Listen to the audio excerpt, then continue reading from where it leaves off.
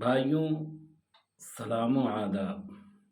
आपके सामने एक शीर्षक लेकर उपस्थित हुआ हूँ। आज का शीर्षक ये है कि सामने वाले अगर अपनी चाहत प्रस्तुत न करें तो आप अपनी चाहतों का इजहार नहीं किया करें। अगर ऐसी परिस्थिति में कि जब सामने वाला बंदा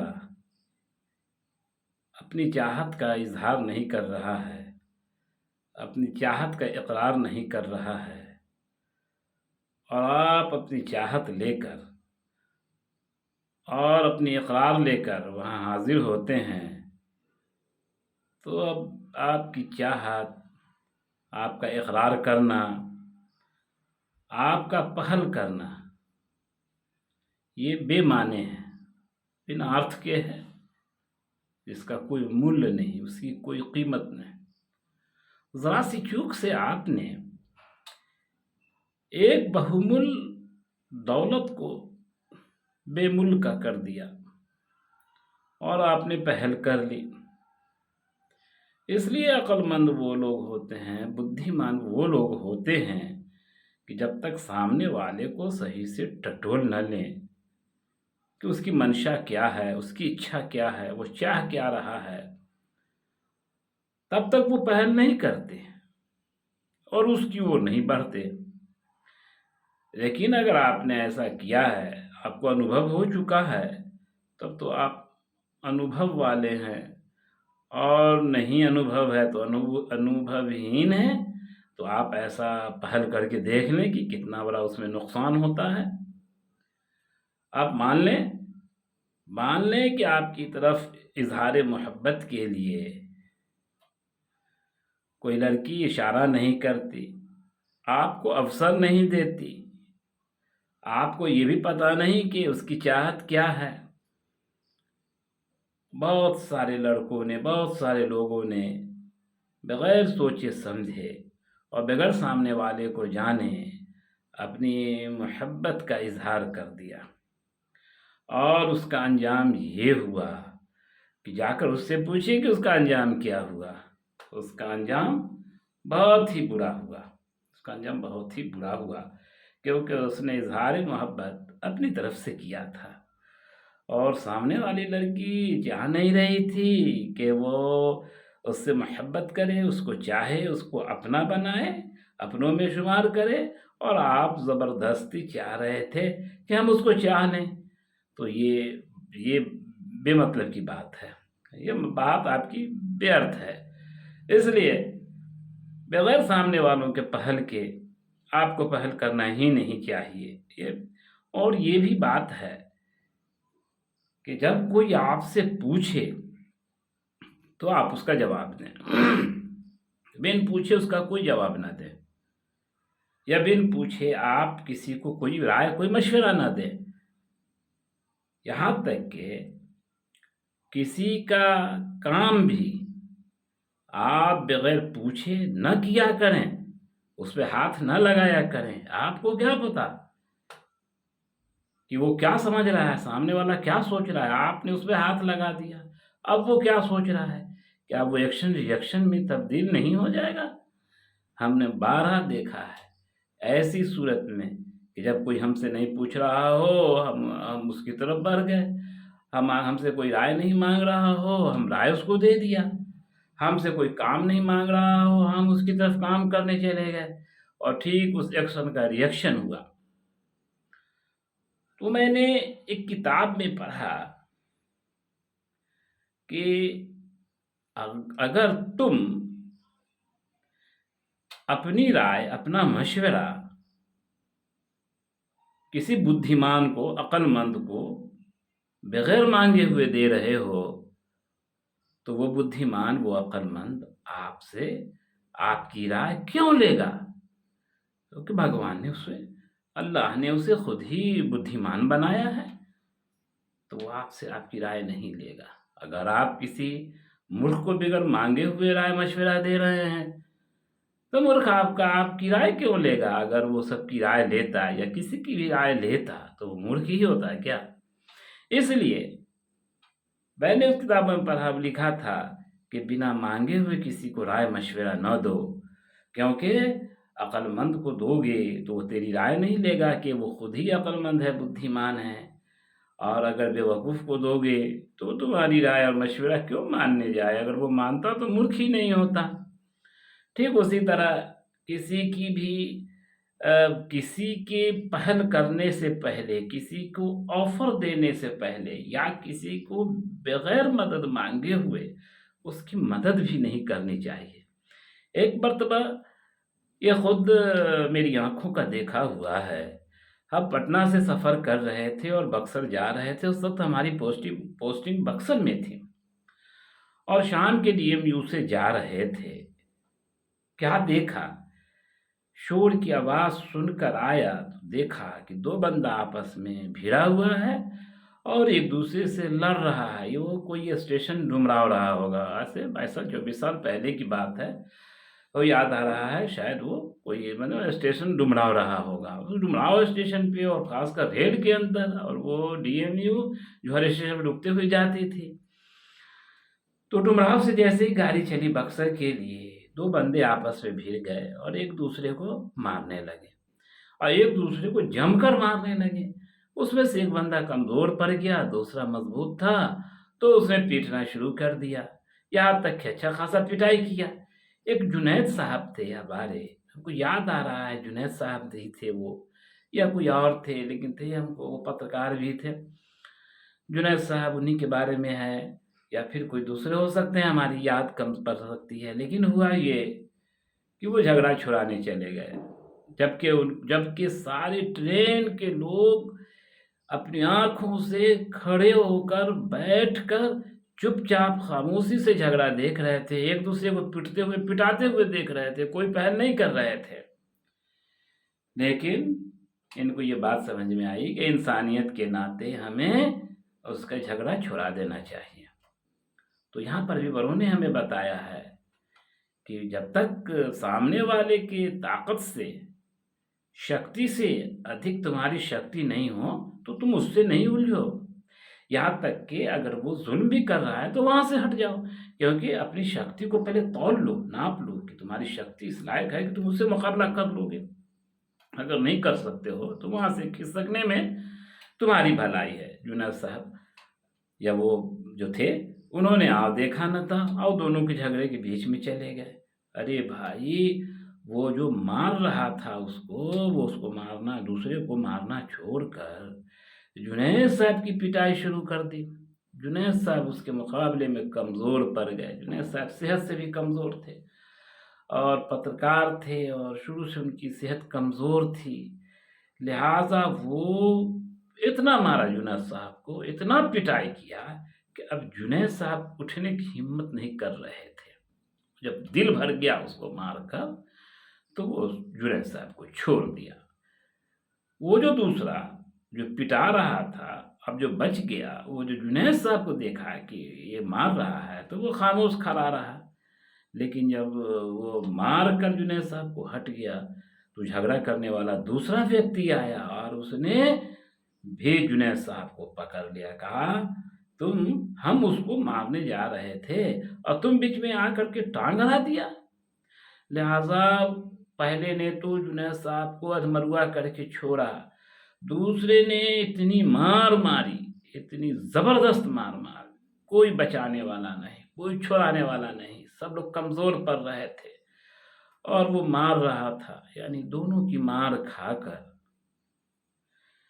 जुनैद साहब निहायत कमज़ोर हो गए। कई दिन उनका इलाज चला। ये था कि हड्डी नहीं टूटी थी, लेकिन इतना तो हुआ था कि पूरे बदन का नस कहीं-कहीं से फट गया था, कहीं से खून निकल आया था और वो हफ्तों घर नहीं छोड़ सके, हफ्तों इलाज में रहे। तो भाई ऐसी मदद क्यों माँगते हैं? ऐसी मदद क्यों देते हैं कि सामने वाला आपसे माँग नहीं रहा है और आपके पास ताकत भी नहीं है, और बिना ताकत का, बगैर सोचे समझे, थर्ड पर्सन के पास, जो आप किसी को दोनों में से नहीं पहचानते हैं, आप पुलिस तो नहीं हैं, आप प्रशासन तो नहीं हैं, आपको इसका इख्तियार तो नहीं दिया गया, आपके पास फ़ोर्स भी नहीं है, तो फिर आप क्यों आगे बढ़कर उनको बचाने के लिए गए? अक्सर व्यस्त झगड़े में ऐसा होता है कि बचाने वाला की जान तक चली जाती है। मैंने देखा है बचाने वाले की जान तक चली जाती है। इसलिए इस बातों में परहेज़ करना चाहिए। एक अरबी किताबों में मैंने पढ़ा था कि एक वृद्ध व्यक्ति कहीं दूर सुनसान इलाके में वो जा रहे थे। बहुत दूर चलते हुए रास्ते पे उन्होंने एक अजीबो-गरीब सूरत-ए-हाल देखी।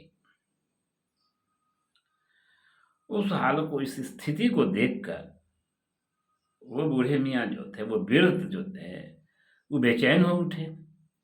और बेचैन होने का कारण भी था, ये था कि वहाँ दूर-दूर तक कहीं कोई नहीं था।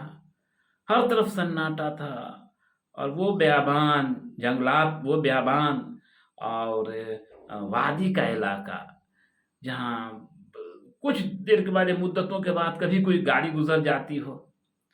तो मैंने खुद अपनी आँखों से देखा है कि हज़ार-हज़ार किलोमीटर तक, दूर-दूर तक सिर्फ़ कड़ी धूप है, खुली हुई सड़क है, खुला आसमान है, हर तरफ सन्नाटा है, कोई कहीं से नहीं आ रहा है। घंटा 2 घंटे पे कोई गाड़ी गुज़र गई, पैदल चलने का तो सवाल ही नहीं। तो एक बंदा उसी वैसे ही मौसम में या वैसी जगह पर ये वृद्ध मियाँ जा रहे थे, उन्होंने देखा कि एक हबशी व्यक्ति जो काफ़ी ढील-ढाल में ज़बरदस्त था और वज़नी भी था, लेकिन एकदम काला था, भुंडा था, लंबे-लंबे उसके पाँव, लंबे-लंबे उसके हाथ, 6 से 7 फीट के दरमियान का वो बंदा, और उसने एक कमसिन लड़की को पकड़ रखा था। लड़की कोशिश कर रही थी कि उसके बाहों से छूट जाए, लेकिन वो ज़बरदस्त ताकत से या बगैर ताकत के वो मासूम सी जान, मासूम सी एक लड़की, और वो ढील-ढाल में भारी भरकम मर्द, तो उससे बचकर छूटकर वो जा नहीं सकती थी। उस वृद्ध आदमी ने, उस बूढ़े मियाँ ने ये हाल देखा, तो वो ज़माना रहा होगा जब बड़ों की बात लोग मानते थे, सुनते थे। अब वो वक़्त कहाँ है? अब तो कोई रोक कर देखे तो मर्डर कर देगा, सवाल ही नहीं है। आप ट्रेन में भी किसी की मदद नहीं कर सकते, आप रोड पर भी नहीं कर सकते, अपने मोहल्ले में नहीं कर सकते। बहुत लोगों का मर्डर होते देखा है, बहुत लोगों की जान गई है, बहुत लोग ज़ख्मी हुए हैं। तो वहाँ पर वो एकदम सन्नाटा एरिया था। वो बूढ़े मियाँ करीब पहुँचे, तो वो ढील-ढाल वाला बंदा जो था, उसने उस मासूम बच्ची को छोड़ दिया और वो छोड़ के हट गया।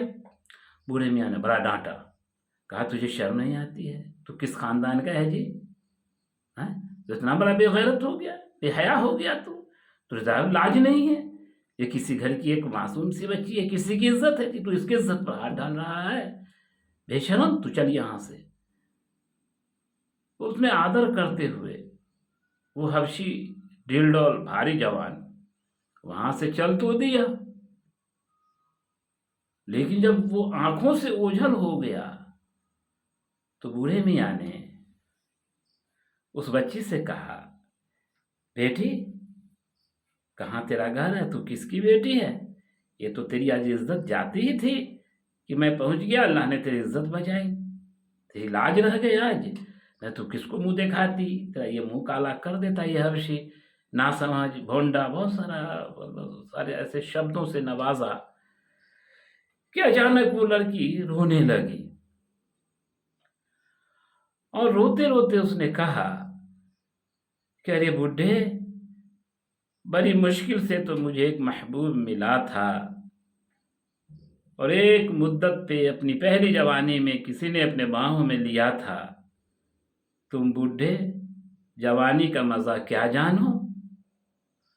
तुमने आज हमारे महबूब को भगा दिया।" ये कहकर वो लड़की ज़ारू-क़त्ता रोने लगी।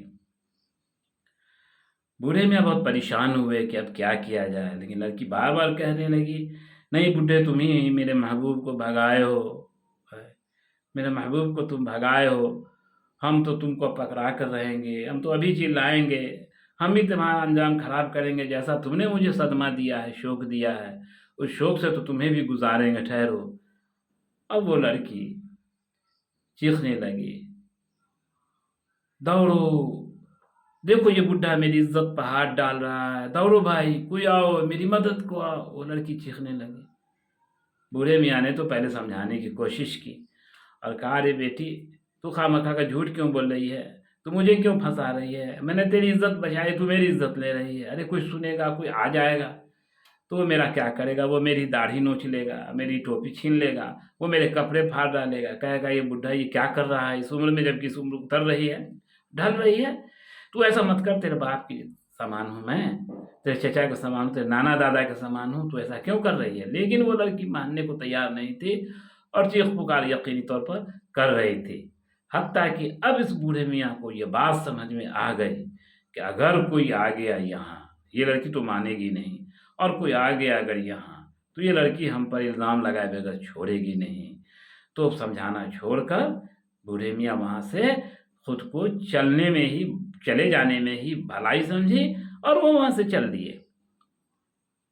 तो इस जगह मुझे बताया गया है कि बगैर मांगे किसी की मदद ना करो।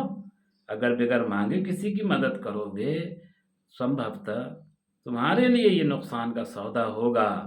हो सकता है कि तुम्हारी ज़िंदगी दाँव पर लग जाए। ऐसा बारहा देखा है।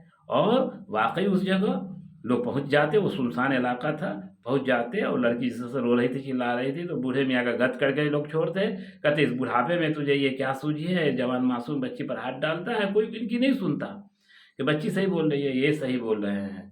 बस इनकी पिटाई होती, कुटाई होती और इनका सारा सहा कसर निकाल देती पब्लिक वहाँ की। लेकिन शुक्र था कि वहाँ पर कोई नहीं पहुँचा। इसलिए भाइयों, मेरे दोस्तों मेरे दोस्तों आज की इस बैठक में, आज की इस मजलिस में ये बात आपके सामने, आपको ख़ास तौर पर और ख़ुद को, अपनी जान को और अपनी ज़ात को ये मैं बताना चाहता हूँ कि बग़ैर किसी के माँगे न उसकी बात से मदद कीजिए, न उसके हाथ से मदद कीजिए, और हो सके तो बगैर मांगे माल से भी मदद मत कीजिए। मैंने माल से भी मदद करते हुए लोगों को बहुत ज़्यादा परेशान हाल होते हुए देखा है।